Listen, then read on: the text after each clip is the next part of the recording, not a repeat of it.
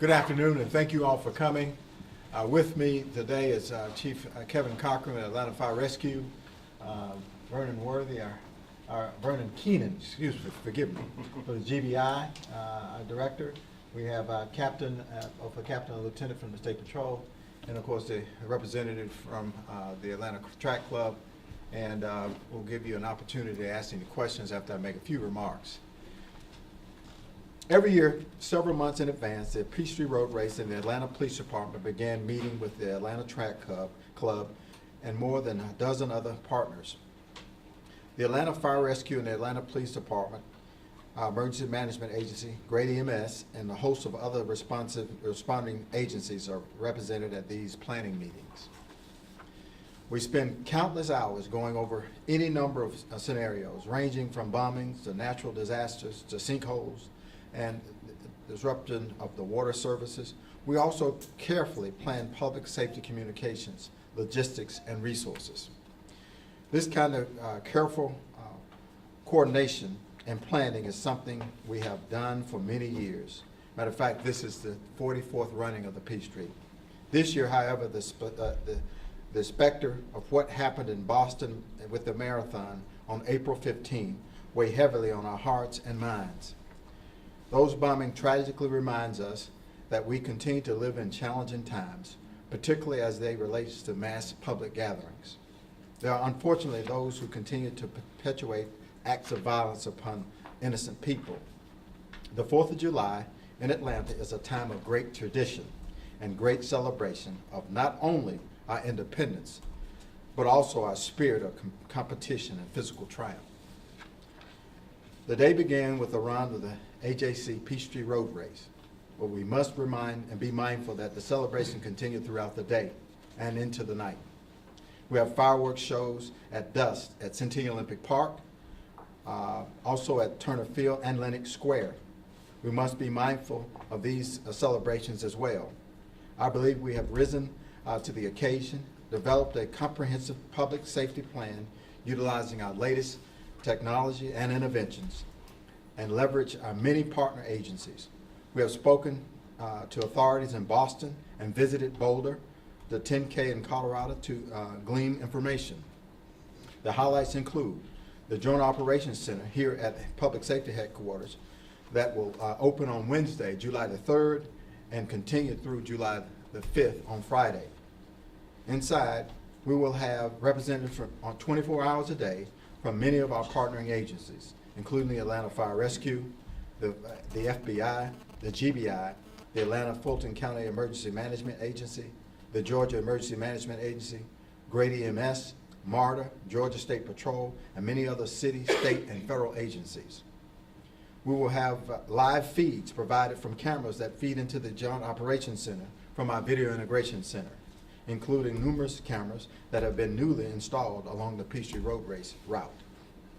These cameras will give us the domain and situational awareness that we need. We will have increased visibility on the streets.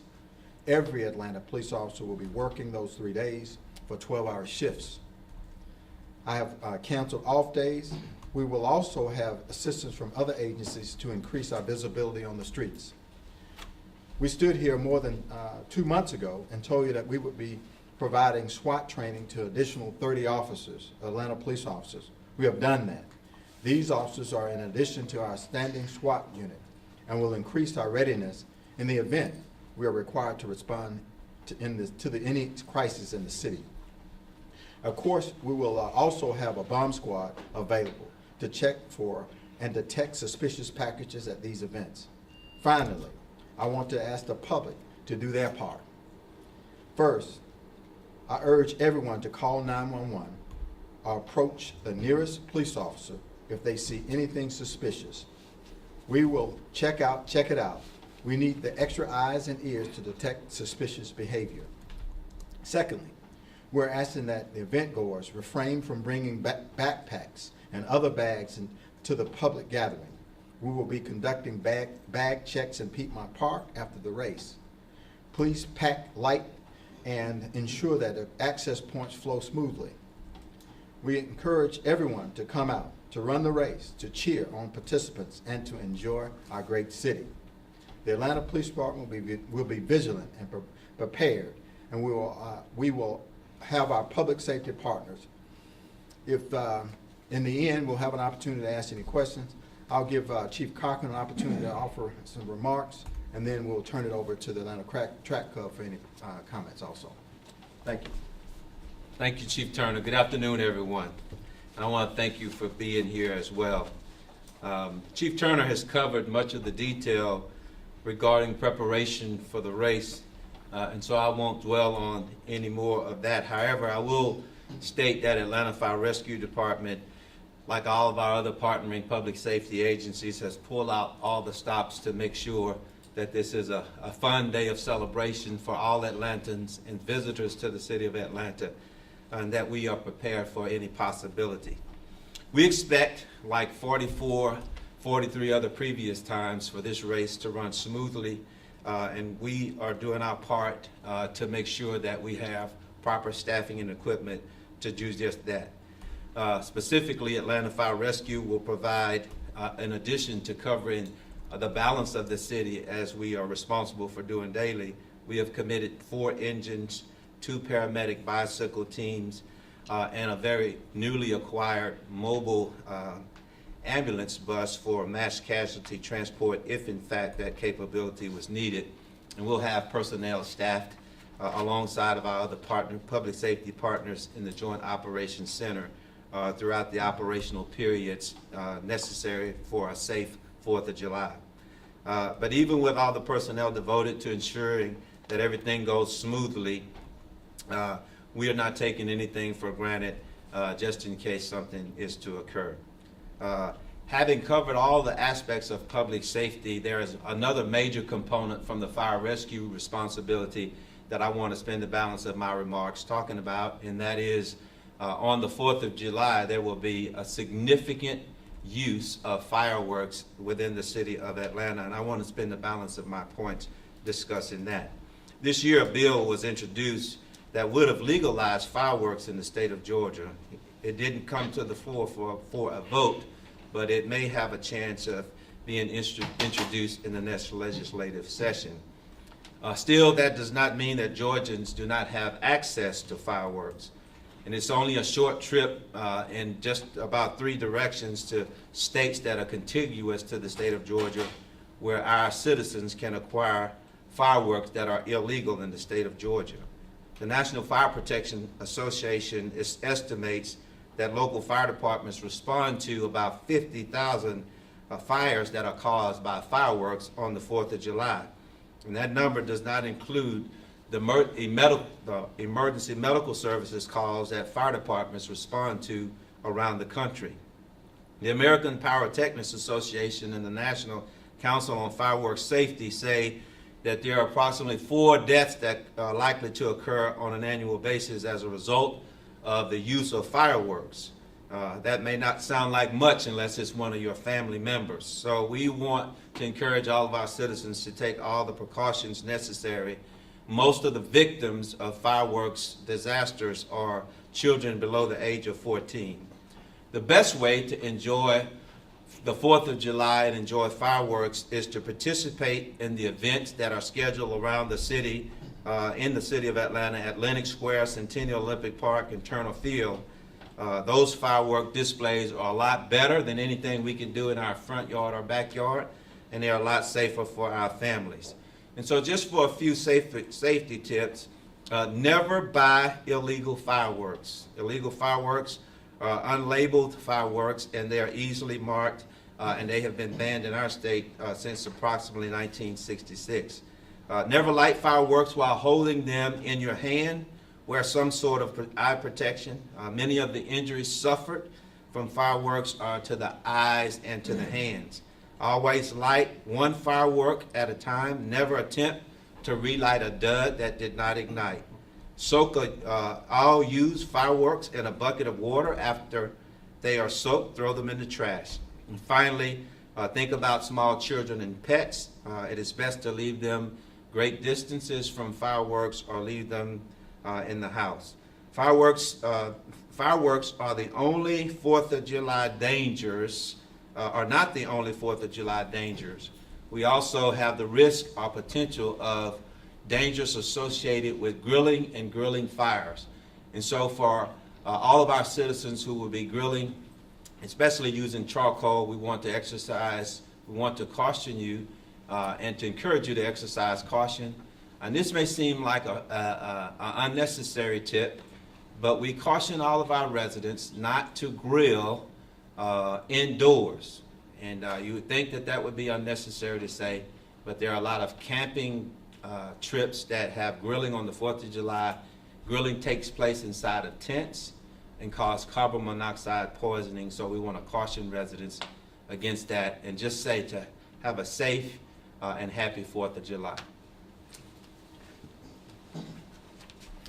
On behalf of the Atlanta Track Club, our 60,000 participants, 3,400 volunteers, and 150,000 spectators, I want to say thank you to Mayor Reed, to Chief Turner, to Chief Cochran, to Atlanta Fulton County Emergency Management Agency, Grady EMS, and a host of other first responder agencies that have spent countless hours working to ensure safety at this year's AJC Peachtree Road Race. Safety is the Atlanta Track Club's top priority, and we are asking our participants, our volunteers, and our spectators to do a few simple things to help ensure that this year's Peachtree is a fun and safe event. Please, as you've already heard, leave backpacks and other unnecessary items at home. Whether you're planning on running or walking the event, volunteering or spectating, please pack light. Remember, if you don't need it, don't bring it.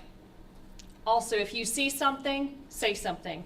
If you're at the event and you see something suspicious, as you've already heard, contact the nearest police officer or call 911. We also ask that our participants familiarize themselves with the event alert system, which is something the Atlanta Track Club implemented last year. This is where we have colored flags that will be located at the start line, along the course, and at water stations and in the finish area. These flags will communicate a specific alert level, which could range from low, which would be the color green, moderate, which is the color yellow, red, which is an alert level of high, and black, which is an extreme alert level. These are based on a variety of factors, including weather. With your help, we are confident this year's AJC Peachtree Road Race will be a successful and safe event. We hope everyone is excited to be a part of this Atlanta tradition, and as we celebrate our freedom on July 4th. Mr. Keenan, you'd like to make a comment? I'd like to say that the Georgia Bureau of Investigation and Georgia State Patrol, as well as the other state agencies, are honored to partner with the Atlanta Police Department and Atlanta Fire Services in providing public safety for these series of events which will occur on July the 4th.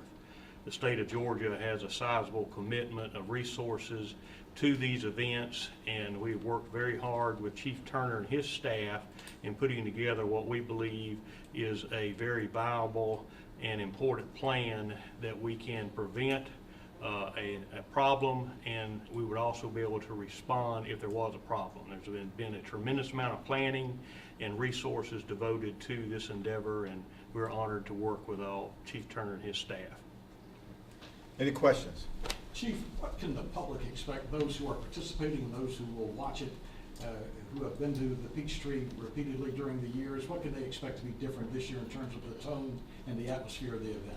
Well, we hope that the general public will see very little difference. We'll have more police officers out, clearly.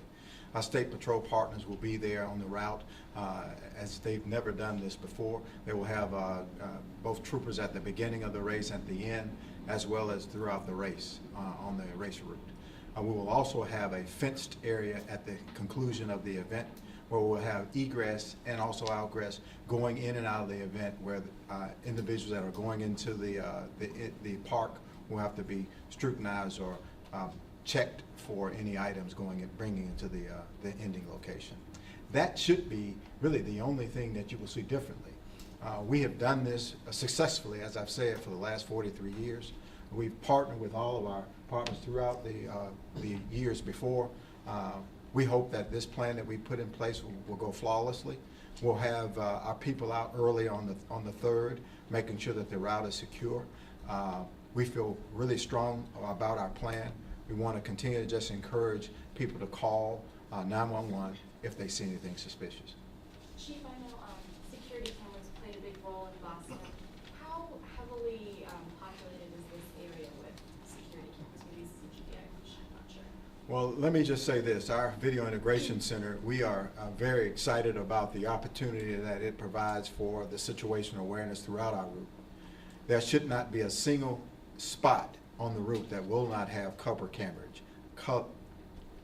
coverage, on the route. And so we look forward to being able to provide that if there's anything that will occur.